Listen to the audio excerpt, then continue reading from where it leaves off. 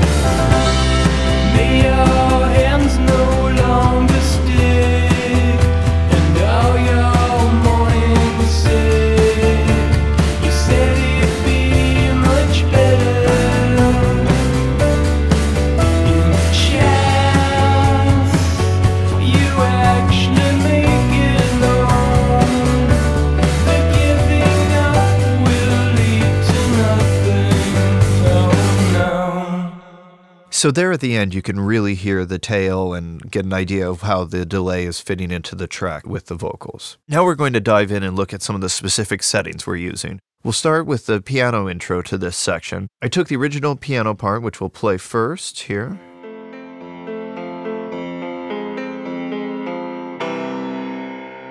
I then created a mono version of that, which is copied below onto our attack piano track, and processed that separately.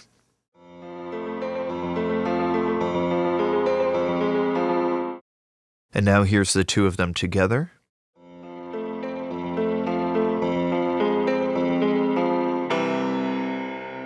You can see and certainly hear the higher amount of wow and flutter. That really lends itself to making it more of a modulation effect than a straight delay. So that increase of the wow and flutter, as well as the delay level, which you'll see here in the automation lanes, is higher for the beginning than what we've ended up with on the rest of the song.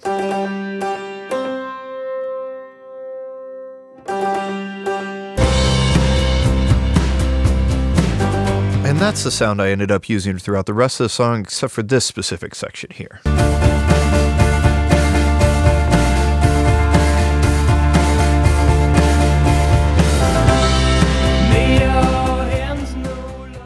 You can really hear the wow and flutter there that we're bringing up just to hit that last chord.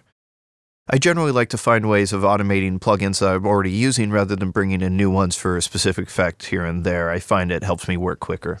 Next, we'll take a look at the vocal setup. We've got a stereo send that's feeding two mono instances of the Kramer tape here. You can see the bus to left and right of that send. I like this approach for the amount of control it gives you over both left and right. A lot of times with automation, you can create some really fun delays. Now I've set up the two plugins a little bit differently. I'm running them at the 7.5 IPS, which gets it a little bit darker, helps it sit behind the vocal, and then have different delay times on each side as well. We're running the left channel 392 and the right's 420 something. You can see we're using quite a bit of wow and flutter as well as the feedback inside of the plugin. As I mentioned, having the two individual delays lets us feed the output of one back into the input of the other, creating our own feedback and regen on the delays. So after talking about it, let's hear what we actually have. I do not care for the summer sun and all your high school fun. You said it'd be much better.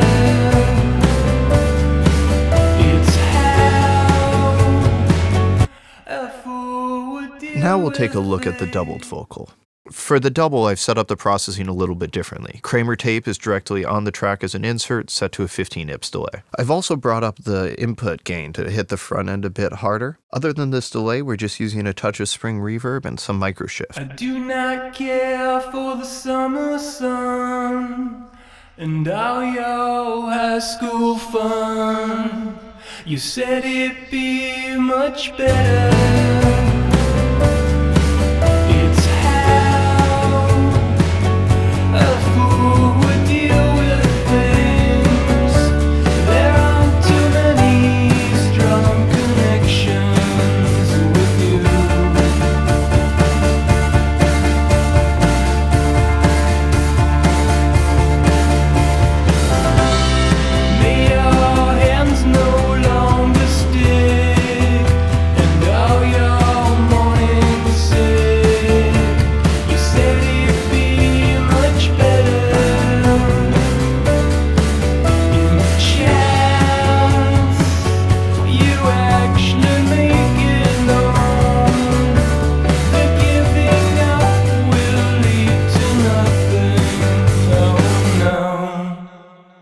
At the end, you can really hear the cross feedback from our two mono instances.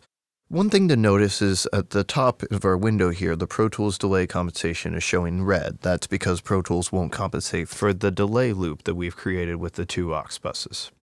So there you have it, a couple great uses for the Kramer Master Tape. Be sure to leave any questions in the comments. Take a look at the link, download the session yourself, play around with it, see what other great uses you can find for the Kramer Tape plugin, and I'll see you soon.